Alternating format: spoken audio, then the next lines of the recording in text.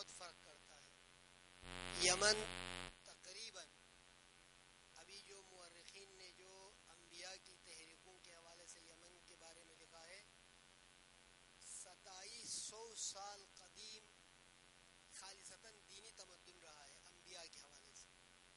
حضرت سلیمان جس زمانے میں حکومت کر رہے تھے تو ملکہ سبا یمن میں تھی. ہدہد نے کہا کہ میں اس جگہ کی خبر لے کے آیا ہوں جہاں کا تمہیں پتہ نہیں ہے. معصوم نبی کو ہدہد چیلنج کرتا ہے کہ میں اسی سرزمین سے خبریں لے کے آیا ہوں جس کا تمہیں پتہ نہیں ہے. یہ وہ تمدن والی زمین ہے جہاں پر سد معارب اور یمن کے باغات کی اور عدن کے تذکرے موجود ہیں قرآن مجید میں بھی. چنانچہ یمن تاریخ میں متمدن رہا ہے، علمی اعتبار سے بھی، دینی اعتبار سے بھی، اور انتہائی گہرے لوگ رہے ہیں. دوسرا مسئلہ، اب جو صورتحال ہے اس کی بھی پوری ایک تاریخ ہے. پہلے یمن کے اندر کی جو معاشرتی ساخت ہے اس کو دیکھنے کی ضرورت ہے. میڈیا جو کچھ بھی کہتا رہے، کیا فرق پڑتا ہے؟ جس میڈیا میں اسرائیل اور یہودیوں سے اور ہندوؤں سے پیسے لے کے چلاتے ہوں، عیسائیوں سے پیسے لے کے چلاتے ہوں، اس میڈیا کی کوئی حیثیت نہیں ہے. صرف ہماری آگہی فرق کرے گی کسی عمل کے مقابلے میں لائحہ عمل اختیار کرتے ہوئے کہ جی ہم لوگ کتنے آمادہ ہیں. ظاہر ہے حق پر ڈٹے رہیں گے تو آپ کو خون جگر پینا پڑے گا. یہ امیر المومنین صاحب نے دیکھا. اصولوں کو نہیں چھوڑیں گے، چاہے دنیا پوری ایک طرف ہو جائے، خون جگر پینے کے لیے تیار ہوں. اکیلا رہوں گا تو بنی نجار کے نخلستان میں جا کر کنویں میں منہ ڈال کے رونے کے لیے تیار ہوں. اصول نہیں چھوڑوں گا. یہ امیر المومنین. اور یمن جو مسلمان ہوا، اتفاقاً آپ کو پتا ہے کہ یمن ایک دن میں امیر المومنین کے ہاتھوں مسلمان ہوا ہے. ایک دن میں. اس سے پہلے خالد بن ولید گئے تھے پیغمبر کی طرف سے، خالد بن ولید ناکام ہو گئے. نتیجہ یہ ہوا کہ حضرت نے دوبارہ ان کے پیچھے حجت الوداع پہ جانے سے پہلے سفر اختیار کرتے کرتے حضرت کو بھیجا کہ جائیے جا کے وہاں کا معاملہ سنبھال کے آؤ. اور حضرت گئے اور ان کے بابرکت قدموں کی برکتیں ہیں.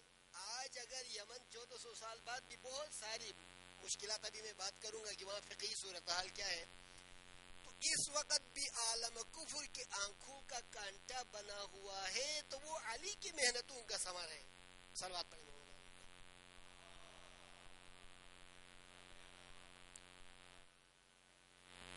ہمارا نقطۂ نظر کسی بھی مسئلے کا تجزیہ کرنے کے لیے آگہی ہے. ہم واقفیت حاصل کریں گے اور اپنے آپ کو تبدیلیوں سے واقف رکھتے ہوئے آنے والے کسی وقت کے لیے اپنے آپ کو تیار کریں. اب اس میں فرق نہیں پڑتا. ہمارے ہاں تو ماڈلز ہیں. جیسے کربلا کو بھی اگر دیکھیں تو 105 سال کا انس بن حارث کابلی ہے، 85-95 سال کا حبیب مظاہر ہے، 90 سال کا جناب علی مسلم بن اوسجہ ہے، 6 مہینے کا علی اصغر بھی ہے، 9 سال کا عبداللہ ابن حسن بھی ہے.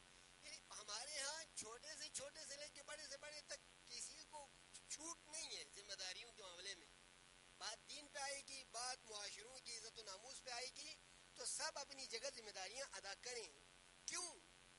سوال ہے یمن پہ جانے سے پہلے کیوں. ہم کہتے ہیں ایمان لانا، اسلام میں داخل ہونا، اسلام میں دائرے کے اندر ایمان پر مستحکم رہنا شرافت بشر کی علامت ہے.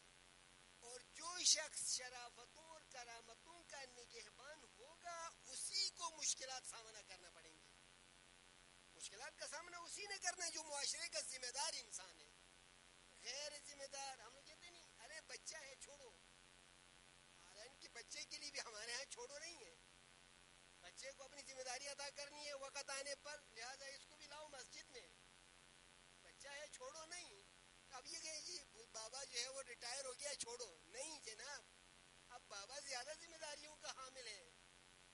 گھر میں رہے گا، معاشرے میں دیکھے گا، دیکھو بیٹا یہ کام نہیں کرو، یہ کام کرو، یہ بات صحیح نہیں ہے، یہ بات صحیح ہے. ہو سکتا ہے بعض اوقات نوجوان نسل کہے کہ بابا بوڑھا ہو کے گھر سے ٹیا گیا ہے، لیکن اس کی ذمہ داری لوگوں کے کہنے سے کیا فرق پڑتا ہے. وہ جو ذمہ داری سمجھتا ہے اسے ادا کرنا ہے.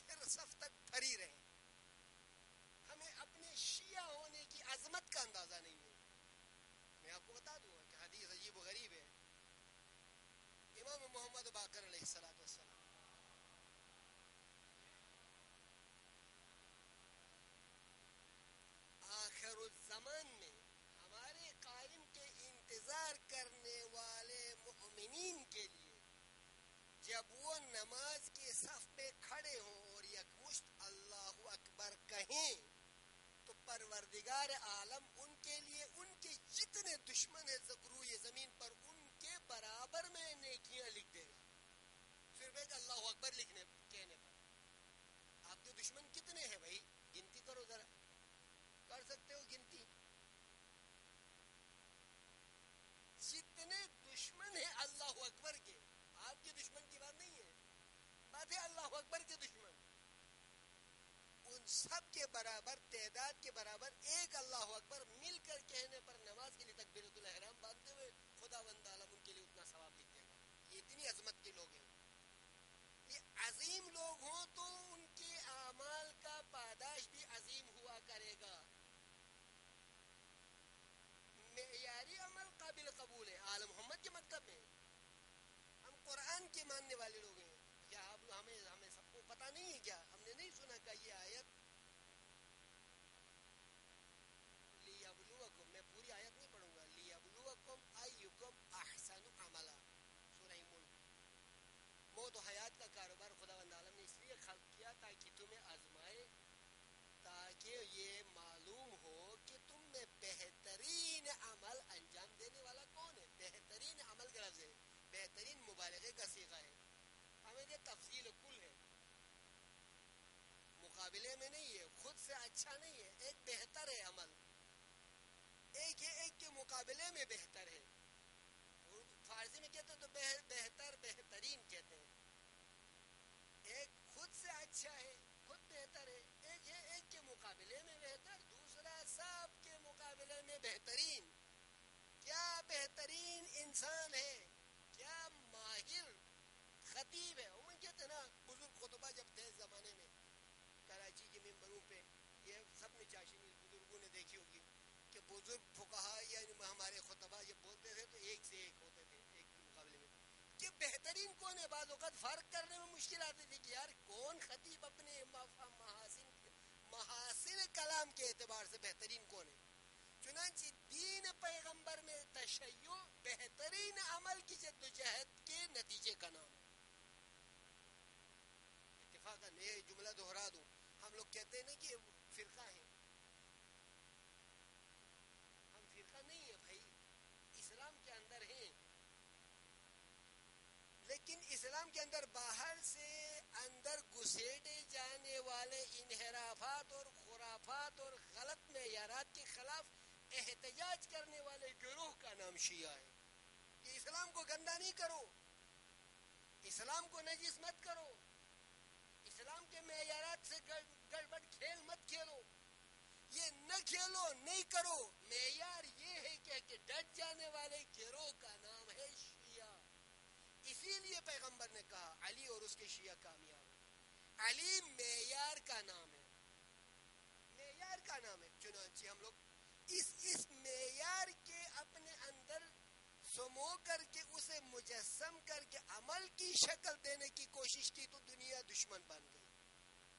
علی نے کہا کہ میرے ایک دفعہ حالت ایسی ہوئی، اس خطبہ شخشیخیہ نہج البلاغہ میں تیسرا خطبہ ہے، وہاں پہ بیچ میں دیکھا کہ کہتا ہے کہ میں نے دیکھا کہ میں کٹے ہوئے بازو سے حملہ کروں یا صبر کروں، میں نے دیکھا تو صبر کو ترجیح دی، فصدلت دونہم صوبا، میں نے اپنے سامنے ایک پردہ ڈال دیا، ایسی مدت کے لیے صبر کیا جس میں میرے گلے میں ہڈی پھنسی ہوئی تھی، آنکھوں میں خار چھپا ہوا تھا، اور حالت یہ ہوتی ہے ایسا اگر ایسا ہو جائے تو حضرت کہتے ہیں چھوٹا بچہ جوان ہو جاتا ہے، جوان بوڑھاپے کی منزلوں کو چھو لیتا ہے، بوڑھا قبر کے کنارے پہنچ جاتا ہے۔ اتنی شدید زہر آلود مدت علی کو برداشت کرنا پڑا، محض پیغمبر کے الہی معیارات کو بعین ہی زندہ رکھنے کی کوشش کی وجہ سے، اصول پر ڈٹے رہنے کی وجہ سے۔ اب شیعیوں کے لیے کیا کرنا چاہیے؟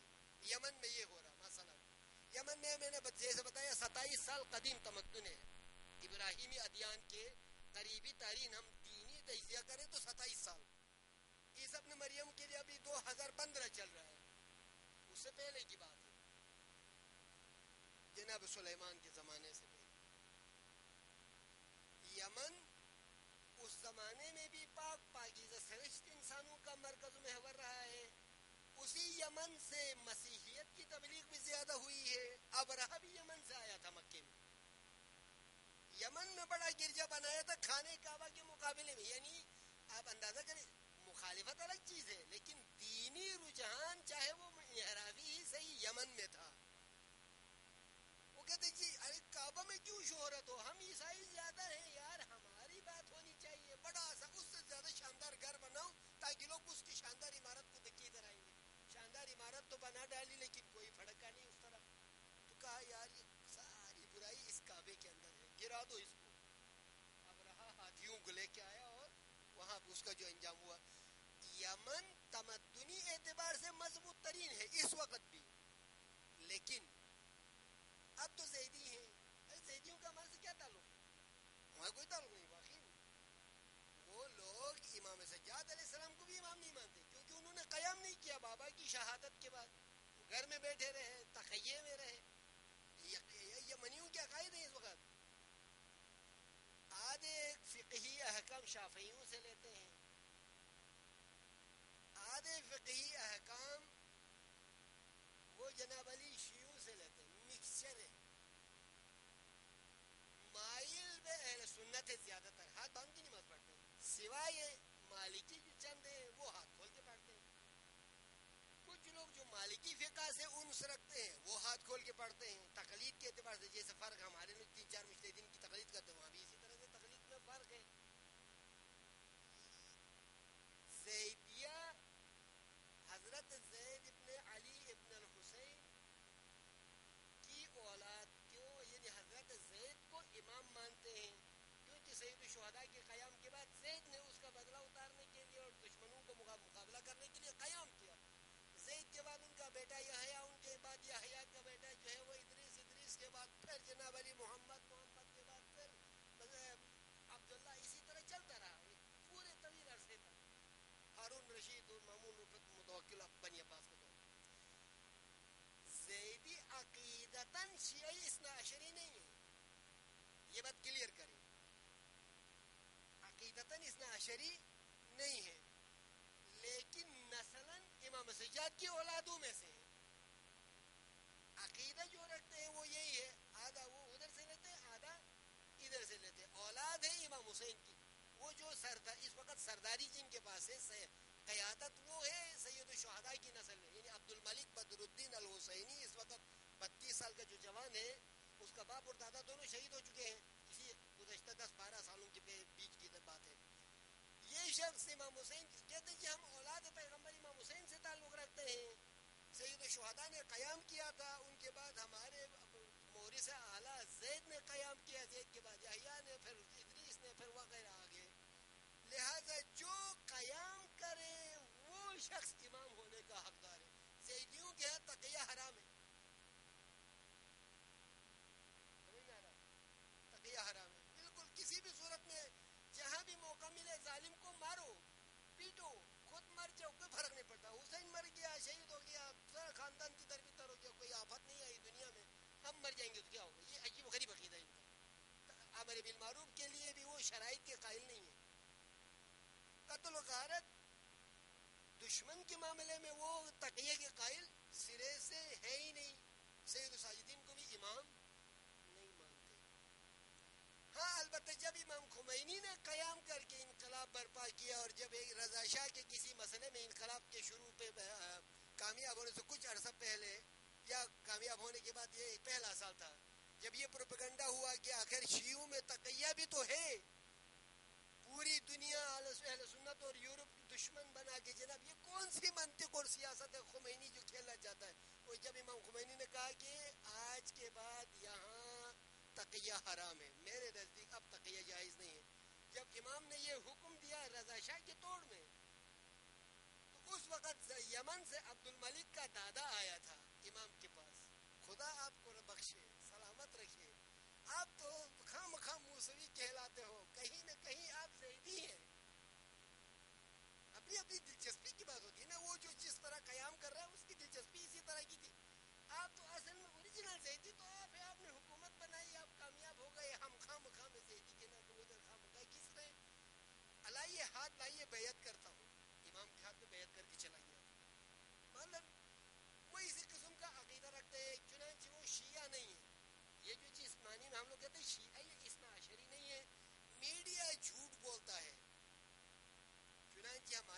برادران چھوٹے برادران جو اس وقت جو سوشل سے ہے جو میڈیا پہ ہے ان کو چاہیے کہ وہ کلیئر کٹ اگر کہیں پہ کوئی ایسی چیز پوسٹ آتی ہے کوئی میل ہوتا ہے کوئی کچھ چیزیں ہوتی ہیں کوئی انٹریکشنس ہوتی ہیں اندر القاعات ہوتی ہیں ان کی تردید کرے کہ جی جہالت کی انتہا نہیں ہے کیا آپ لوگ جناب بھائی سوشل میڈیا پہ آ کے پھر وہاں تمہیں یہ پتہ نہیں وہاں ساخت کیا ہے زیدی 55% یمن میں شافعی 30% ہے 30 اور 25 کے درمیان میں اسنا عشری ٹوٹل 6% ہے حنبلی 10% ہے حنبلی اب داعش اور النصرہ کی طرف جا چکے ہیں القاعدہ اور داعش اور یہ وہی حنبلی جو اہل حدیث پاکستانی جیسے کل حافظ سعید نے جلوس نکالا جی حرمین حرمین پوچھو جناب علی 10 ممالک کو ساتھ ملا کے بھی حملہ کر کے یمنیوں کو دبانے کی اب زمینی جنگ کی ہمت نہیں ہے. آج صبح کی میٹنگ ہوئی ہے حجاز کے اندر دو بھائی تقسیم ہو گئے ایک نے کہا زمینی جنگ شروع کرنا چاہیے دوسرے نے کہا آل نائف کے کسی فرزند نے کہا کہ نہیں جی محمد ابن نائف جب تک پاکستانی فوج شامل نہیں ہو زمینی جنگ شروع نہیں کر سکتے کیوں جی یمنی اتنے بڑے خونخوار درندے استغفر اللہ رب العالمین مصر سے توقع تھی اردن سے توقع تھی مصر نے سابقہ جو ایک دفعہ مار پڑی تھی اس وجہ سے ڈر کے مارے اب بھی پیچھے کہتا جی نہیں میں آگے نہیں جاؤں گا اب یہ پاکستان کے اوپر پورا تکیہ ہے البتہ پاکستان کے معاملے میں یہاں کے بالغ نظر مسلمانوں کو ہوشیاری سے کام لینا پڑے گا بظاہر پارلیمنٹ نے قانون تو پاس کر لیا ہے لیکن اس سے کیا فرق پڑتا ہے وہ اندر سے یہ جو ہمارے جو دیوانے مجنون وزیر دفاع جو ہیں اس نے تو کہا نا کئی اور راستے ہیں جو ہم تلاش کر رہے ہیں پارلیمنٹ میں تو ہم ناکام ہو گئے جو ان راستوں پہ جانے سے پہلے یہاں پہ مسلمان اپنے پرسکون اور پرامن سیاسی قوت کا مظاہرہ کریں کہ اگر حکومت نے ایسی کوئی حرکت کی اس ملک کے دفاع کے لیے جو ہم بجائے ہم ٹیکس دیتے ہیں دوسرے مسلمان ممالک پر حملے کے لیے نہیں دیتے ٹیکس ہم تنخواہ اس مملکت کے حدود کی حفاظت کے لیے دیتے ہیں ہاں خانے کعبہ پہ باہر سے کوئی حملہ آور آئے گا تو ہم سب جائیں گے لیکن وہاں تو خانے کعبہ کا مسئلہ ہے ہی نہیں بھئی 10 ممالک نے مل کے یمن پہ چڑھائی کر دی ہے عجیب منطق نہیں ہے کہ جو لوگ عوامی تحریکیں دنیا میں جہاں بھی اٹھی عوامی تحریک جو نظام کو اپنے فیور میں بدلنا چاہتی ہو اس ملک کے عوام تو کیا وہ کیا کہتے ہیں جی باغی ہے یا ان کے اوپر باہر سے اپنا ایجنٹ تھوپنے کے لیے مسلط کرنے کے لیے بمباری کروانے والا باغی ہے باغی کی تعریف کیا ہونی چاہیے بھائی منصور ہادی 3 سال کے لیے ٹاسک دے کے رکھا گیا تھا عبوری صدر تھا پرماننٹ انتخابی صدر نہیں ہے آئینی صدر نہیں ہے عوام کی کچھ مطالبات تھے اچھا دوسرا جملہ ان عوام کے مطالبات کو اس نے پورا نہیں کیا لہٰذا اس کے اوپر انہوں نے الٹیمیٹم دیا کہ فلاں تاریخ تک اپنے کاموں کا اعلان کرو نہ کرنے کی صورت میں ہم تمہارے خلاف احتجاج کریں گے نتیجے میں انہوں نے صنعا اور دارالخلافہ کے مقبول مجاور کو قبضہ کر لیا اور وہ جلدی بھاگ کر سعودی عرب چلا گیا ایسے ملک کے پاس جاتا ہے جس کو خود اپنی سیکیورٹی کے لیے دوسروں کے آشیرواد کی ضرورت ہے مسلمانوں کی عجیب منطق ہے خود سعودی عرب کی فکری معاملہ تو ہم چھیڑتے نہیں ہیں وہاں سے نعرہ یا اللہ مدد پھوٹتا ہے جب خود آفت کوئی آنے کے لیے دور سے کوئی آفت کا اندازہ ہو تو وہ یا پاکستان المدد شرک عملی میں وہ خود ملوث ہیں فکری شرک عقیدتی شرک الگ ہے عملی شرک جب عمل کا وقت ہو تو خدا کہاں جاتا ہے ایسا ملک ہے سعودی عرب تیسرا سوال خود سعودی عرب کے وجود کے اوپر کہ خدا کے بندے سعودی عرب نے شریف حسین مکہ کو قتل کیا ہے لوکل حکومت کو باہر سے آ کے قتل کیا اور یہ خود کمبخت سعودی آل سعود یمن سے آئے ہوئے لوگ ہیں وہی ابو سفیان کو پوچھنے والے ابو سفیان کی پیروی کرنے والے یمن سے آئے ہوئے لوگ ہیں قحطانی اور آل شیخ دو گروپ ہیں آل سعود کی لشکر میں یہ دو گروپ آئے تھے آل شیخ علمی مسائل کے لیے مدرسے کے مولوی تھے اور آل سعود والے جو ہے وہ جو جنگجو قبائل میں لوٹ مار کرنے والے ڈاکوؤں کی جماعت تھی جن کے روابط یہودیوں سے تھے. جب انہوں نے سلطنت عثمانیہ کے خلاف مسلمانوں کی طاقت کے کمر کو توڑ کر حجاز کے اندر شب خون مار کے ایک غیر قانونی قبضہ کر کے آئے ہوئے رجیم کو کس نے حق دیا کہ دوسرے ملکوں کے معاملات میں مداخلت؟ یہاں تک خود سعودی عرب کے وجود پہ سوالات. اب وہاں پر مسلمان زمین پر لڑنے والے جنگجو مجاہدین ہیں. سید حسن نصر اللہ نے کہا تھا کاش حزب اللہ کا مقام آپ کی نظروں میں کیا ہے؟ کرۂ زمین پر جو اسرائیل ناقابل فتح قرار دیا گیا تھا اسے 34 روزہ جنگ میں ناکو چنے چبوا دیے تھے. حزب اللہ ایک ملک کا نام نہیں ہے, ایک ملک کے اندر ایک گروہ کے منظم مجاہدین کے گروہ کا نام ہے جن کی تعداد 10,000 سے زیادہ نہیں ہے. بظاہر لڑنے والوں کی تعداد 10,000 سے زیادہ نہیں ہے. 10,000 مجاہدین کبھی کھول کے پورے میدان میں نہیں آئے. 34 روزہ جنگ میں 3,000 جوانوں نے شرکت کی. 34 روزہ جنگ میں 3,000 جوانوں نے شرکت کی اور اسرائیل کو شکست دے دی. جو اسرائیل ناقابل شکست تھا اس فکر کو توڑ دیا کہ یہ قابل شکست بھی ہے, مگر اس کو شکست دینے کے لیے دنیا کی ٹیکنالوجی چاہیے ضرور, لیکن ساتھ خدائی روح ضروری ہے. پرہیزگار باتقوا روح نہ ہو تو اسلحہ شکست نہیں دے سکتا. 7 عرب ممالک نے مل کر 6 دن اسے سہار نہیں سکے تھے. اسے 3,000 جوانوں نے 34 دن تک اس طرح سے رگڑا دیا کہ آخر میں وہ امریکی وزیر خارجہ نے آ کے کہا بس کرو, ہم نے بھی دنیا کو چہرہ دکھانا ہے, ہم نے بھی اپنا چہرہ دکھانا ہے. بس تم نے 6 دن کی اجازت مانگی تھی, ہم نے 34 دن دے دیے, بس کرو پیچھے ہٹو. یہ ہے حزب اللہ. اس کا قائد حسن نصر اللہ کہتا اگر عبد الملک بدر الدین مجھے 1 دے دے میں اپنا 6 جوان دے دوں گا اس کو.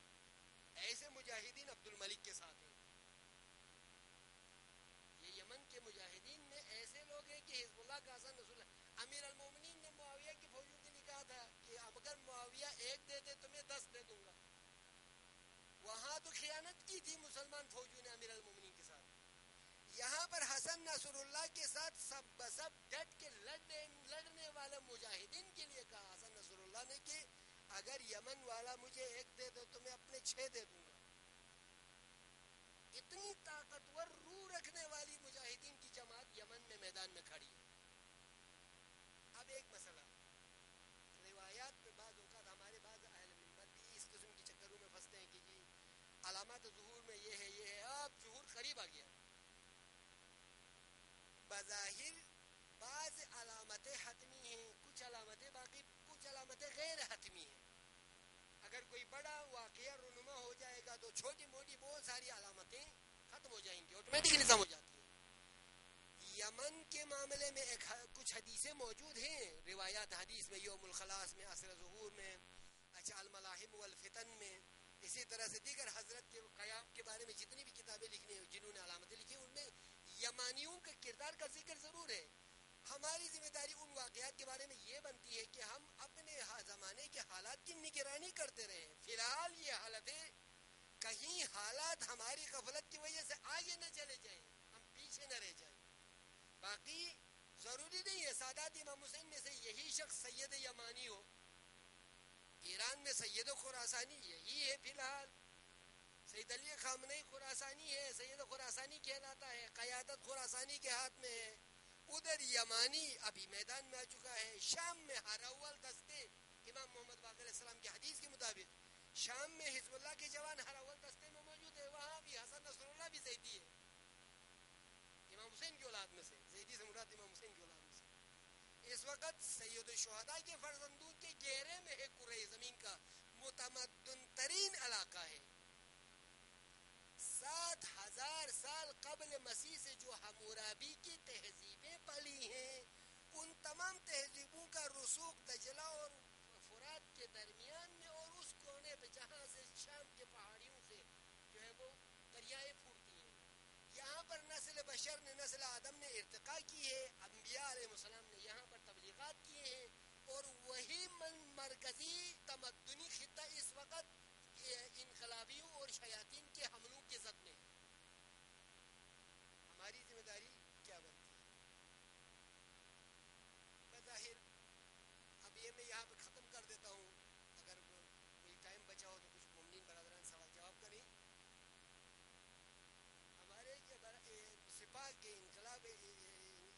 اسلامی کے سپاہ پاسداران کے کمانڈر نے کہا، کبھی وہ درد دل کرتے ہیں نا، جو لوگ میدان میں مار کھاتے ہیں، پیٹتے ہیں، میدان میں ڈٹے ہوتے ہیں، قربانیاں دیتے، تو ان کا دل بھی زیادہ دکھتا ہے. کہتا ہم نے حضرت کے لیے، حضرت کے ظہور کے لیے، انسانی بس تو کشاد میں جو کچھ تھا ہاتھ میں، ہم نے قربانیاں دی. شاہی نظام کو 2500 سالانہ شاہی نظام کو توڑ کے زمین بوس کر دیا. ولایت امر کو قائم کیا امام نائب امام کی قیادت میں. قربانیاں دی، جنگی زخمی دیے، لیکن حضرت نہیں آئے. اب یہ ان کا خیال ہے. اچھا میرے الفاظ نہیں ہیں. سپاہ کے ابھی ریٹائر ہو گئے، حال ہی میں کچھ عرصہ پہلے دوسرے درجے میں میجر جنرل کے عہدے پہ تھے. کہتا ہے شاید حجت خدا بھی پاکستانیوں کا انتظار کر رہا ہے، چونکہ جتنا پوٹینشیل کرۂ زمین کے بارے میں دینی شعور جو ہے وہ پاکستان میں زیادہ ایران سے. ایرانیوں کو ولی امر اور رہبری سے ذرا چھوٹ مل جائے تو ابھی کیا ابھی دوبارہ مرتد ہو جائیں. پاکستان میں 1000 دباؤ اور 1000 قتل غارت اور بغیر سرپرستی کے بھی شیعیان اہل بیت جس طرح سے سنی بھی دین کے معاملے میں حساس ہیں، شاید اگر پاکستانی منظم ہو جائیں گے تو حضرت آ جائیں گے. یہ ان کا خیال ہے. لیکن ایک ہمارے لیے سبق اور عبرت ہے کہ دنیا ہماری طرف دیکھ رہی ہے. ہم اپنے صفوں میں وحدت و اتحاد حجت خدا کے لیے، خدا کے نظام کے لیے کب وجود میں لے کے آتے ہیں، اس کا شاید خدا بھی انتظار کر رہا ہو. اس لیے کہ خدا نے سورہ ہود میں کہا فانتظروا انی معکم من المنتظرین، تم انتظار کرو میں بھی تمہارے ساتھ انتظار کر رہا ہوں. السلام علیکم ورحمۃ اللہ وبرکاتہ.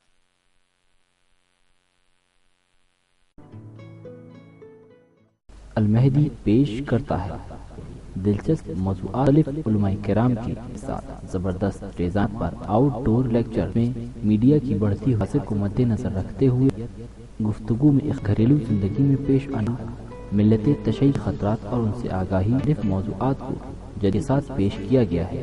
ہفتے وار تربیتی بات نماز مغربین قبل امام بارگاہ جعفری ساتھ منعقد کیے جاتے اس لیے نہ صرف علمی بھی بلند کیا جا سکے. ہماری ویب سائٹ کا وزٹ کر لو